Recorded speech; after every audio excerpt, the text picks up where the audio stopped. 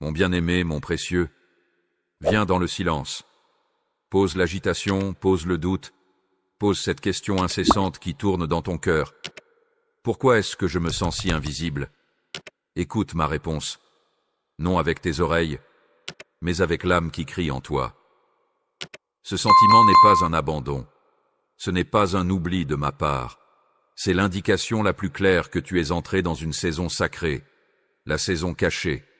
Je te prépare dans l'ombre, et cette ombre n'est pas l'absence de ma lumière, c'est la chambre privée de ma présence, où je façonne ce qui ne peut être formé sous le regard brûlant du monde.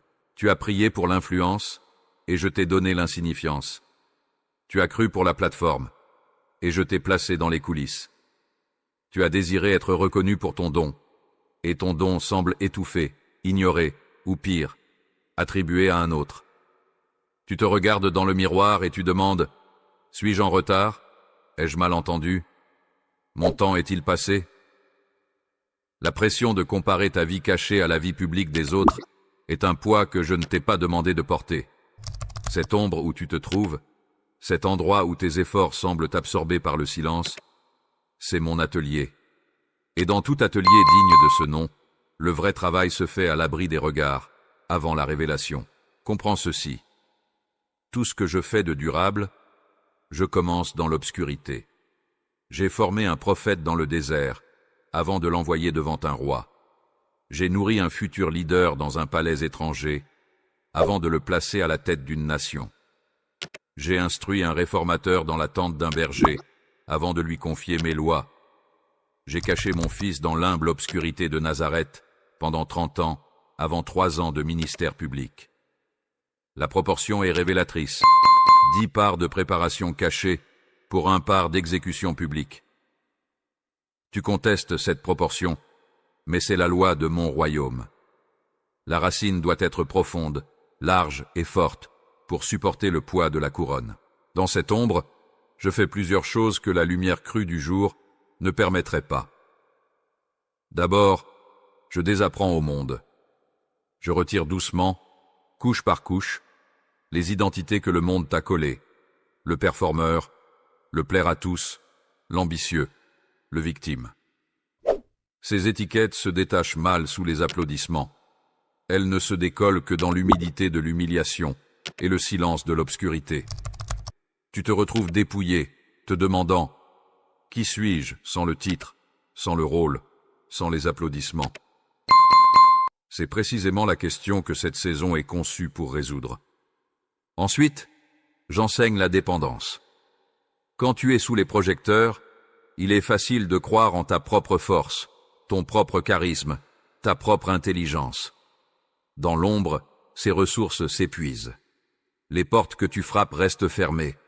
Les réseaux que tu cultives restent silencieux. Il ne reste que moi. Et c'est là, dans cette nudité spirituelle, que tu apprends à entendre ma voix, non comme un complément, mais comme ta seule bouée de sauvetage. Tu apprends à prier non par devoir, mais par besoin vital. Tu apprends que ma faveur vaut plus que les connexions humaines. Puis, je forge le caractère dans la fournaise de la solitude. La solitude n'est pas la même chose que la loneliness. La loneliness crie pour être remplie. La solitude, celle que je donne, est l'espace où je deviens ton compagnie suffisante. C'est dans ce creuset que la patience est forgée, car il n'y a pas de calendrier public à respecter. L'humilité y est trempée, car il n'y a personne à impressionner. La persévérance y est durcie, car tu continues à obéir sans témoin, sans encouragement, sans récompense visible. Tu deviens fort d'une force que le monde ne connaît pas, car elle n'est pas alimentée par la validation extérieure, mais par la fidélité intérieure à un Dieu invisible. Enfin, dans cette ombre, je prépare la provision pour la révélation. Chaque idée que je te donne, chaque compréhension, chaque prière profonde, chaque larme versée dans le secret, je les recueille. Ce ne sont pas des déchets, ce sont des ressources. Elles deviennent le message dans ta bouche quand la porte s'ouvrira.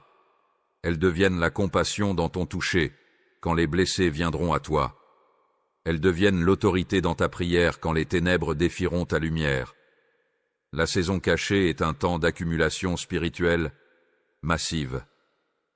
Alors, mon précieux, regarde à nouveau cette ombre où tu te trouves. Ne la maudis pas, ne lutte pas contre elle. Embrasse-la comme la preuve de mon investissement en toi.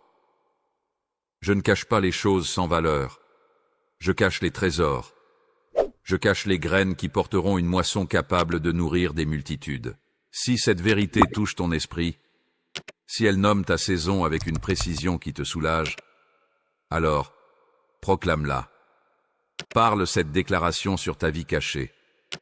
Mon bien-aimé, maintenant que tu as identifié le lieu, nous devons en comprendre les règles. La saison cachée n'est pas un désert aléatoire. C'est une académie divine avec un curriculum précis. Il y a des leçons que l'on ne peut apprendre que lorsque personne ne regarde, lorsque les applaudissements se sont tus, et que la seule motivation qui reste est moi. Aujourd'hui, je te dévoile le programme de cette académie de l'ombre. Ne le redoute pas. C'est ton chemin vers une autorité qui ne pourra jamais t'être ôtée. La première matière est l'art de la fidélité invisible. Ici, tu apprends à obéir sans audience, à prier sans voir de résultats immédiats, à donner sans recevoir de remerciements, à travailler sur ton caractère sans qu'aucun mentor ne te félicite. C'est l'école où ton oui à Dieu est purifié de tout désir de gloire personnelle. Tu fais parce que je l'ai dit. Point final. Cette fidélité dans les petites choses de l'ombre est ce qui te qualifiera pour les grandes choses de la lumière. Si tu ne peux pas être fidèle quand personne ne voit, tu ne pourras pas gérer la faveur quand tout le monde regardera. L'ennemi ne peut pas corrompre un cœur qui a appris à travailler pour un seul public. La deuxième leçon est le test de la motivation purifiée. Dans la lumière, il est facile de mélanger mon appel avec ton propre désir d'importance. Dans l'ombre, ces motivations impures sont exposées et brûlées. Pourquoi continues-tu à croire quand tout semble échouer? Pourquoi continues-tu à adorer quand tu ne ressens rien? Pourquoi refuses-tu le compromis quand personne ne saurait que tu as cédé? Tes réponses révèlent ton cœur. Est-ce que tu me sers pour ce que je peux faire pour toi ou pour qui je suis? La saison cachée pose cette question encore et encore, jusqu'à ce que ta réponse devienne un « pour toi, Seigneur, inébranlable », même dans la sécheresse. Vient ensuite le développement de la vision spirituelle. Quand les yeux physiques ne voient rien, pas de progrès, pas de percée, pas de signe, je forme les yeux de ton esprit à voir l'invisible. Tu apprends à discerner ma main dans les délais, à percevoir mon plan dans les interruptions, à reconnaître ma provision dans les restrictions. Tu deviens capable de voir les armées angéliques là où les autres ne voient que le vide. Cette vision est ton plus grand atout. Les leaders dans le monde naturel voient les opportunités. Les leaders dans mon royaume voient les réalités célestes qui créent les opportunités. Et cette vision s'aiguise dans le noir, comme les yeux d'un guetteur de nuit. Une leçon cruciale est l'acquisition de la patience prophétique. La patience du monde est passive, une simple attente. La patience que je t'enseigne est active et pleine de foi. C'est la capacité à porter une promesse dans ton esprit comme une femme porte un enfant, à la nourrir par la méditation et la prière, à en protéger la vie contre les esprits d'avortement, doute, découragement, et à ne pas tenter de l'accoucher prématurément par ta propre force. Tu apprends le timing de Dieu. Tu sens les contractions du ciel qui indiquent que le temps est proche. Cette patience n'est pas de la résignation. C'est une force de gestation qui donne naissance à des choses pleines de vie et à leur heure. Enfin, il y a la maîtrise de la parole intérieure. Dans le bruit du monde, il est difficile d'entendre ma voix douce et calme. Dans le silence forcé de l'ombre, ton ouïe spirituelle s'affine. Tu apprends à distinguer ma voix de tes propres pensées, des voix des autres et des mensonges de l'ennemi. Tu deviens familier avec le ton de mon esprit, avec ma façon de te conduire. Cette parole intérieure devient ton système de guidage le plus fiable. Plus tard, quand tu seras sur une scène publique, entouré de conseillers et d'opinions, c'est cette voix intérieure, entraînée dans le secret, qui te gardera sur la voie étroite de ma volonté. Mon précieux étudiant, vois-tu la valeur de ce programme? Ce ne sont pas des punitions. Ce sont des compétences de haut niveau pour le règne et le service à venir. L'ombre est ta salle de classe, le silence est ton professeur, et ma présence est ton curriculum. Ne supplie pas pour la promotion avant d'avoir maîtrisé les leçons. Ne cherche pas à sortir de l'école avant d'avoir ton diplôme. La durée de cette saison n'est pas arbitraire. Elle est déterminée par le temps qu'il te faut pour apprendre ce que je dois t'enseigner. Alors, aujourd'hui, change ta perspective.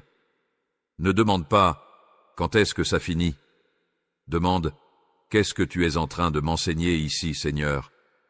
Si tu es prêt à t'engager comme un étudiant sérieux dans cette académie de l'ombre, fais-le savoir. Déclare ton consentement à être formé. Mon bien-aimé, nous avons vu le lieu et le programme. Maintenant, je dois te montrer l'adversaire dans cette saison cachée. Car l'ombre n'est pas seulement un lieu de formation, c'est aussi un champ de bataille. Ton plus grand ennemi pendant cette période ne sera pas une personne, ni une circonstance. Ce sera un esprit, l'esprit de découragement. Son objectif est simple, te faire abandonner l'école avant la fin du cours. Il veut te convaincre que l'ombre est une prison, pas un sanctuaire, une punition, pas une préparation. Il utilise des armes spécifiques, adaptées à l'obscurité. Les reconnaître, c'est désarmer leur pouvoir. Sa première arme est la distorsion du temps. Il va étirer les minutes, les heures, les jours. Il va souffler dans ton oreille. Regarde, rien ne change. Tu es au même point qu'il y a un an. Tu perds ton temps. La vie passe, et toi, tu es coincé. Il veut que tu compares ta chronologie cachée avec la chronologie publique des autres.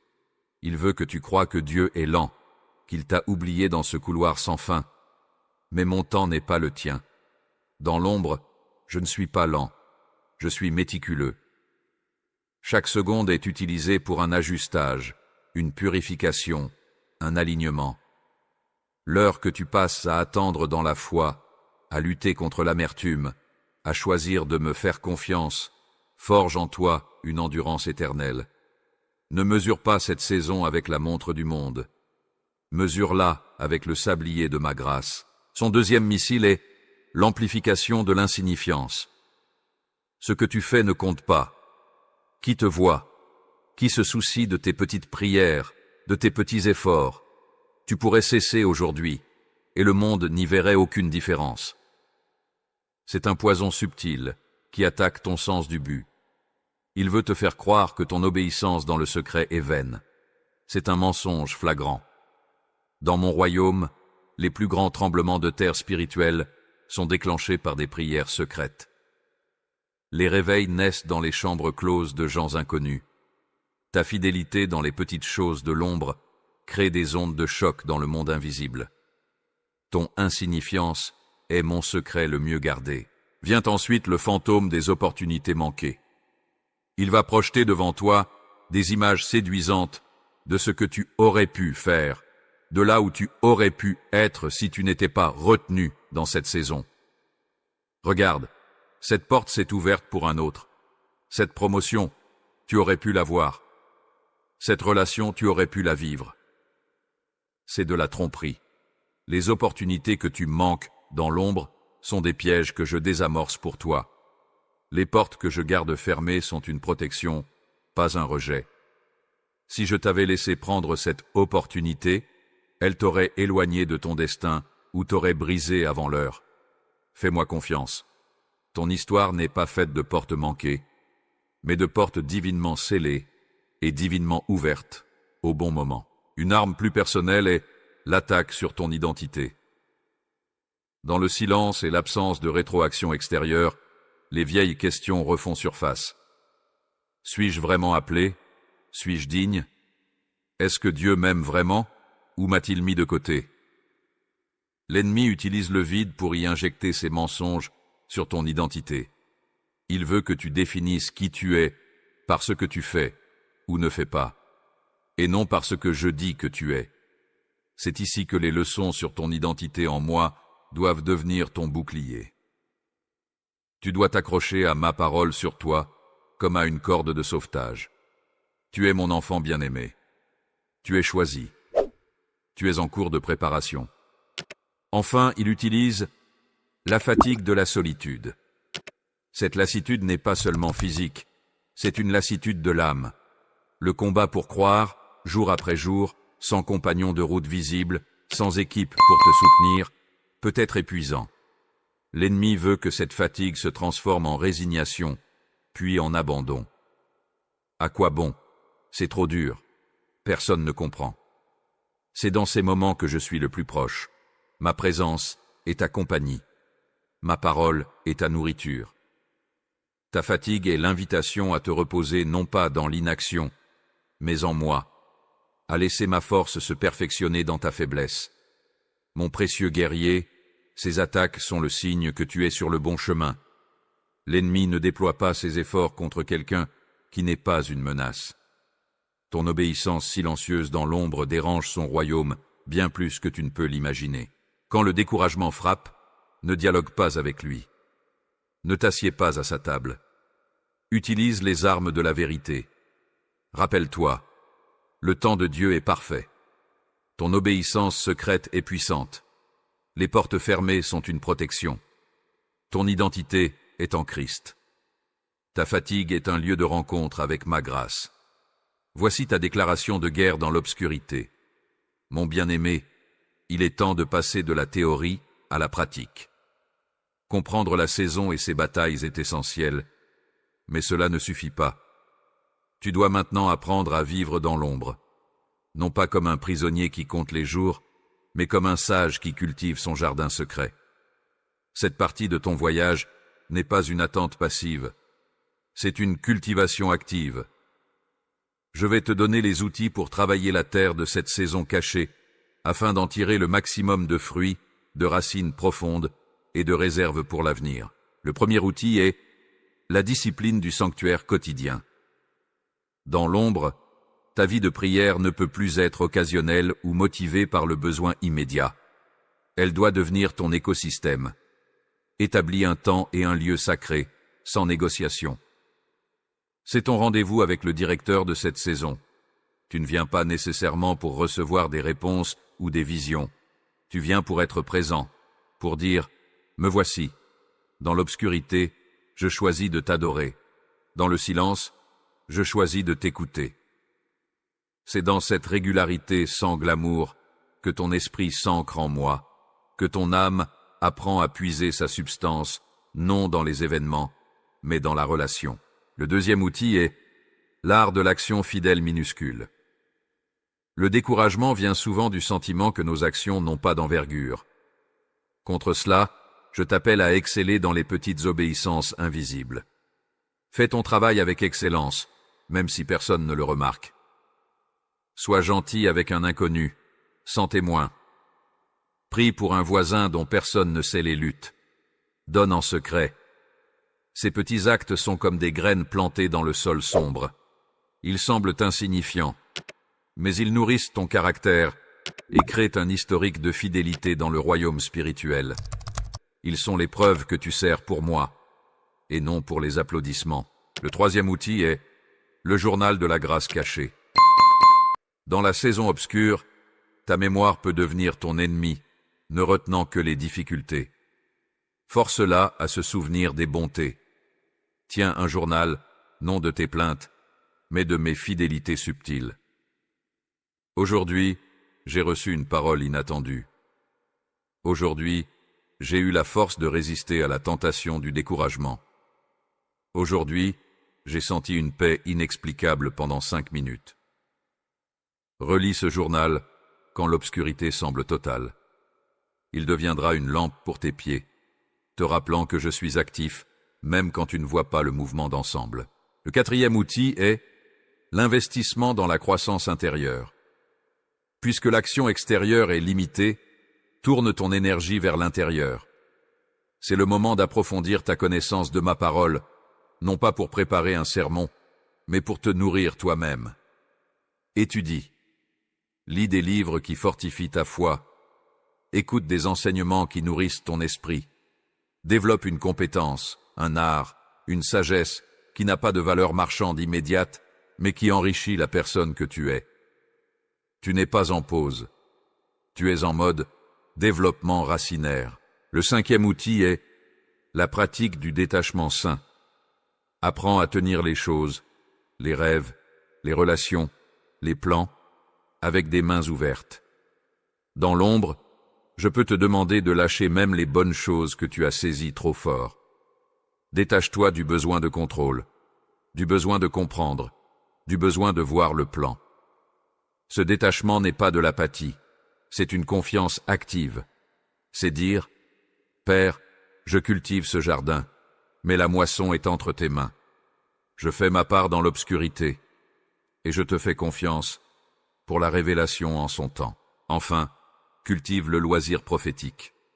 Cela peut sembler contradictoire, mais c'est crucial. Dans la pression de la préparation, ne deviens pas si sérieux, si tendu, que tu oublies la joie. Apprends à rire, à créer sans pression, à jouer, à admirer la beauté. Cette légèreté d'âme est une arme spirituelle. Elle garde ton cœur libre de l'amertume et ouvert à ma spontanéité. Elle rappelle que je suis un Père bon, et que même la saison cachée est imprégnée de ma bonté. Mon précieux jardinier, vois cette saison comme ton champ. Tu n'es pas oisif, tu es occupé à désherber, à planter, à arroser, à attendre. Le travail est différent, moins spectaculaire, mais tout aussi vital que la récolte. Utilise ces outils chaque jour. Le sanctuaire, les petites actions, le journal, la croissance, le détachement, la joie. C'est ainsi que tu transformes une période d'attente en une période de production miraculeuse. Es-tu prêt à prendre ces outils en main? À cesser de subir l'ombre et à commencer à y travailler avec foi? Si oui, déclare ton intention. Mon bien-aimé, nous avons parlé de culture, de bataille, de leçons. Maintenant, nous abordons l'un des aspects les plus délicats de la saison cachée, les relations. Comment naviguer parmi les gens quand tu es toi-même dans un lieu que personne ne semble comprendre? Cette saison teste et transforme tes connexions humaines. Elle agit comme un tamis, séparant les relations de saison des relations de destin. Tu vas ressentir un décalage, parfois une solitude profonde, même au milieu des autres. Comprends pourquoi et apprends à y répondre avec sagesse. Tout d'abord, tu vas expérimenter le décalage des fréquences. Tu es en train de changer. Ta conversation intérieure avec moi dans le secret modifie tes priorités, tes passions, ton langage spirituel. Pendant ce temps, les personnes autour de toi peuvent continuer sur leur rythme habituel, préoccupées par les choses visibles, les succès immédiats, les drames de surface. Tu te sentiras parfois comme si tu parlais une langue différente. Leurs préoccupations te sembleront futiles. Tes préoccupations leur sembleront obscures ou trop profondes. Ce décalage n'est pas un jugement sur eux ou sur toi. C'est le signe que ton cœur est en recalibrage. Ne les force pas à te comprendre. Ne te force pas à descendre à leur fréquence. Apprends à être en paix dans le décalage, en sachant que je te prépare pour des connexions d'une fréquence plus élevée. Ensuite, il y aura le test des conseilleurs bien intentionnés. Certains, voyant ta saison cachée, voudront te secourir. Ils te donneront des conseils. Tu devrais juste frapper à plus de portes. Tu devrais te faire plus visible sur les réseaux. Peut-être que tu devrais reconsidérer ton appel. Leurs paroles viennent souvent d'un bon cœur, mais d'une incompréhension fondamentale de ma façon de travailler. Ils appliquent la sagesse du royaume visible à un processus du royaume invisible. Tu dois développer un discernement aigu pour écouter sans te laisser ébranler. Apprends à dire avec douceur « Je prie à ce sujet » ou « Je suis en train d'écouter Dieu pour cette saison ». Protège le processus secret que j'ai engagé en toi. Tu rencontreras aussi le phénomène de l'invisibilité relationnelle.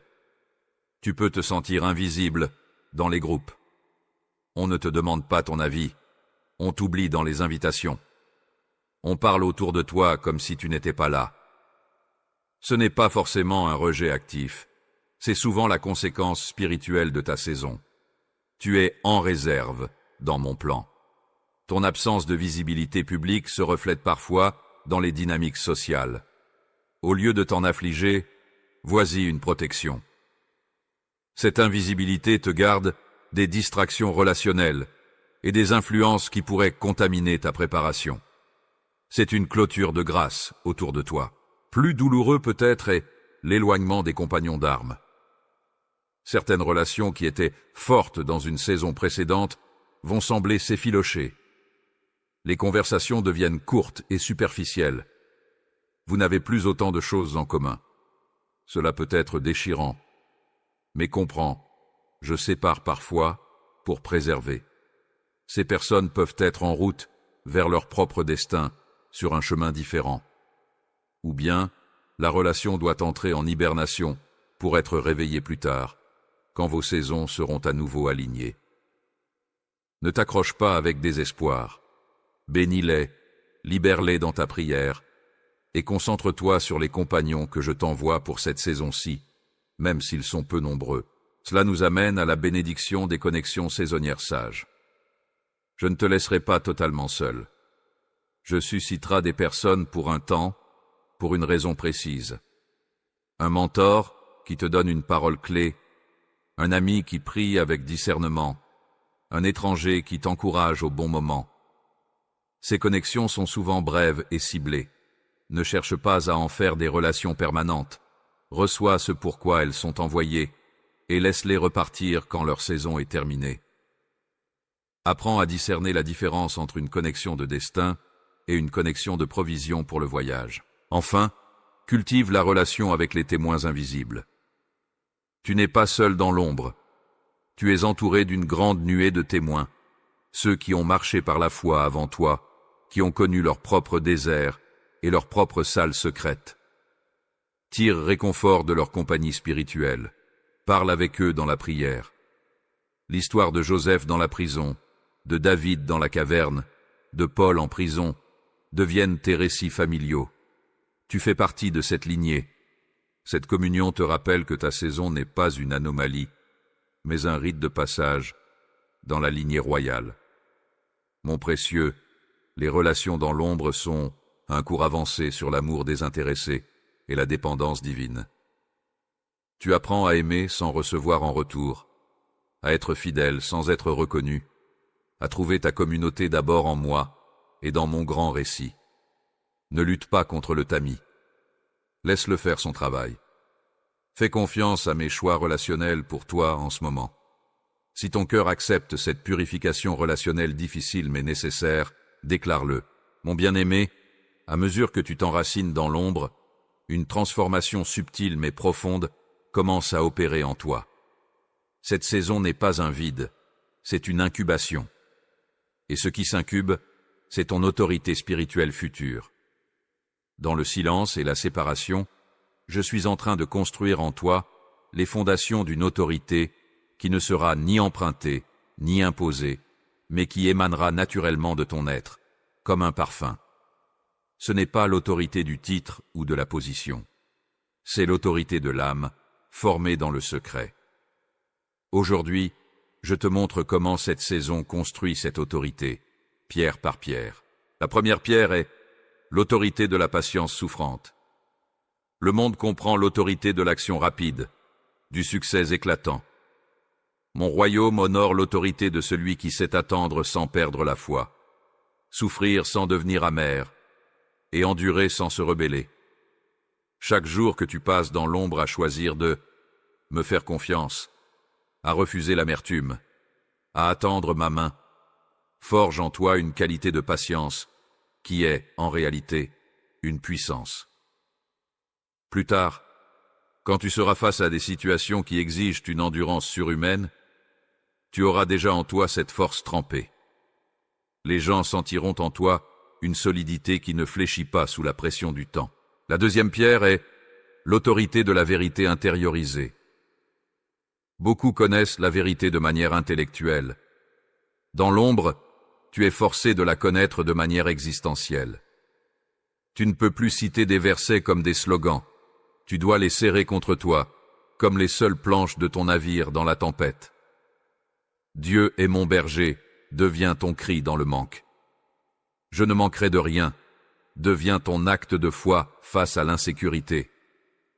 Cette vérité, devenue chair et sang dans ton expérience, te donnera plus tard une autorité de proclamation incroyable. Tu ne parleras pas d'un Dieu que tu as étudié, mais d'un Dieu que tu as rencontré dans les ténèbres. Ta parole portera le poids de cette rencontre. Ensuite, vient l'autorité du regard détaché. Dans l'ombre, tu apprends à ne plus dépendre du regard des autres pour ta valeur ou ta direction. Tu es libéré du besoin de plaire, de la peur du rejet, de la convoitise des applaudissements. Ce détachement n'est pas de l'indifférence, mais une liberté radicale. Quand tu sortiras, cette liberté deviendra une autorité immense. Tu pourras dire la vérité sans craindre de déplaire. Tu pourras prendre des décisions impopulaires guidées par ma volonté seule. Tu pourras bénir ceux qui te maudissent, car ton estime de soi ne dépend plus d'eux. Les gens sentiront en toi une personne qui n'est pas à vendre, et cela commandera un respect instinctif. Une pierre angulaire est l'autorité de la sagesse du processus. En vivant toi-même un processus long et non linéaire, tu acquiers une compréhension intuitive de comment je travaille. Tu apprends à discerner les saisons, à identifier les étapes de la mort et de la résurrection, à reconnaître la main qui sculpte dans la douleur. Cette sagesse te rendra plus tard un guide précieux pour les autres. Tu ne les pousseras pas vers des raccourcis dangereux. Tu ne les déclareront pas guéris prématurément. Tu sauras marcher avec eux dans leur propre vallée d'ombre, avec la patience et la perspicacité de quelqu'un qui connaît le chemin. Enfin, se construit l'autorité de la présence habituée. Dans le secret, ta capacité à être simplement présent à moi, sans agenda, se développe. Tu deviens familier avec ma présence, à l'aise dans le silence avec moi. Cette familiarité produit une confiance tranquille. Plus tard, cette même présence qui t'a habité dans l'ombre deviendra tangible pour les autres. Tu entreras dans une pièce, et la paix que tu portes changera l'atmosphère. Ta simple présence apportera une conviction, un calme, un sentiment de sécurité. Les gens diront « Hillel a quelque chose de différent ». Ce « quelque chose », c'est la marque de quelqu'un qui a longtemps habité dans le secret du Très-Haut. Mon précieux futur leader comprend ceci. Les grands chaînes publics sont admirés pour leur envergure, mais leur vraie force réside dans le système racinaire profond et étendu développé dans l'obscurité du sol.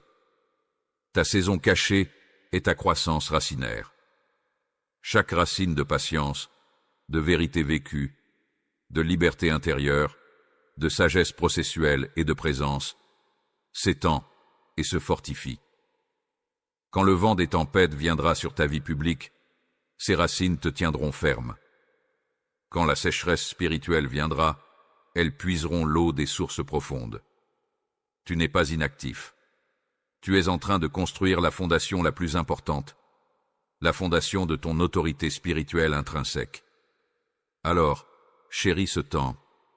Ne le méprise pas. C'est ton chantier le plus crucial. Si tu peux voir l'ombre sous cet angle, déclare ta vision transformée. Mon bien-aimé, un moment décisif arrive dans ta saison cachée. Après avoir appris, cultivé et laissé tes relations être tamisées, tu vas faire face à la tentation la plus subtile et la plus puissante de toutes, la tentation de forcer la porte. C'est le moment où la patience semble épuisée, où la foi vacille, où l'idée de donner un petit coup de pouce à Dieu devient séduisante. Tu vas être tenté de sortir de l'ombre par tes propres moyens, de créer ta propre percée, de t'imposer avant l'heure. Cette séduction porte un nom, l'Ismaël spirituel. Aujourd'hui, je t'avertis et je t'arme contre cette menace qui pourrait ruiner toute ta préparation. Reconnais d'abord les symptômes de l'impatience sanctifiée. Cela commence par de bonnes intentions. Tu pries, Seigneur, utilise-moi. Tu vois un besoin dans le monde, un vide dans l'Église. Tu sens tes dons t'appeler, tes passions brûler. Le désir est bon, mais l'horloge intérieure, nourrie par la frustration, commence à dire « assez attendu ». Peut-être que Dieu veut que je prenne l'initiative. Peut-être que cette porte entr'ouverte, même si elle n'est pas parfaite, est un signe. Tu commences à spiritualiser ton impatience, à l'appeler foi proactive.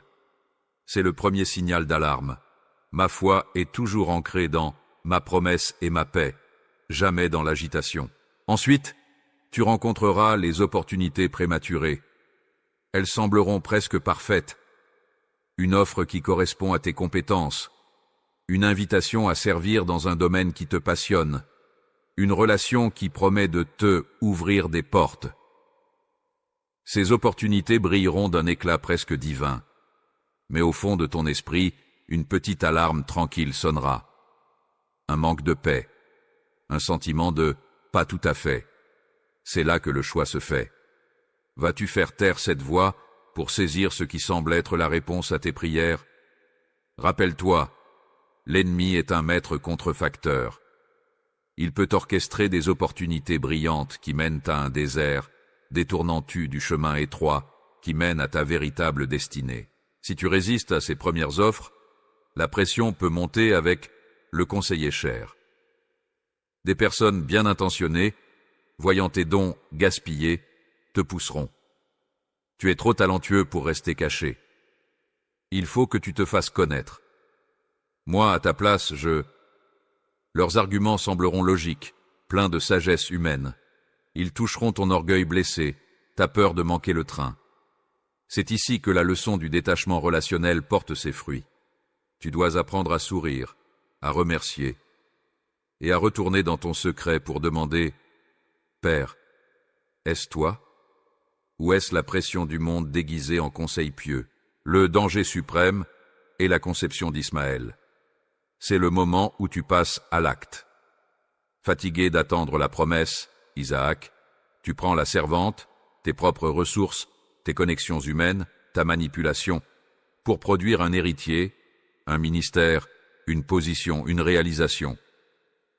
Il peut même naître cet Ismaël. Il peut sembler vivant, actif, porter quelques fruits, mais il sera toujours le fils de la chair, pas le fils de la promesse. Il te coûtera des larmes amères, des conflits, et finalement, il devra être renvoyé, car il ne peut pas hériter avec le fils du véritable appel. La douleur de devoir abandonner ce que tu as toi-même construit hors du temps sera bien plus grande que la patience de l'attente. Alors, comment résister? Quel est l'antidote? L'antidote est la communion dans la stérilité. Au lieu de fuir le sentiment de stérilité, d'inutilité de l'ombre, plonge dedans avec moi. Viens dans le secret et dis « Père, je suis stérile, mon terrain est sec, je n'ai rien à montrer. Et pourtant, je te fais confiance. Je choisis de croire que tu prépares la vie dans cette mort. C'est dans cette abdication totale, cette confession de stérilité offerte dans la foi, que le miracle de la conception divine a lieu. Isaac est conçu quand le corps d'Abraham est déjà usé et que celui de Sarah est stérile. Mon pouvoir se perfectionne dans ta faiblesse assumée, pas dans ta force imposée. Ton bouclier est la paix comme un pire. Colossiens 3,15 dit « Que la paix de Christ, à laquelle vous avez été appelés pour former un seul corps, règne dans vos cœurs. » Le mot « règne » signifie « arbitrer », être l'arbitre. Dans le doute, face à une opportunité, demande « La paix de Christ est-elle l'arbitre dans mon cœur ?» Si la décision apporte de l'agitation, de l'anxiété, une pression forcée, même si elle semble logique, c'est un non. Si elle apporte un calme profond, une sérénité qui dépasse la compréhension, même si elle semble risquée, c'est un oui. Dans l'ombre, apprends à faire de ma paix ton système de décision ultime. Mon précieux enfant de la promesse, tiens bon. La saison la plus sombre est juste avant l'aube. Ne fabrique pas ta propre lumière. Attends la mienne. Si tu ressens cette tension aujourd'hui, si la tentation de forcer la porte te guette,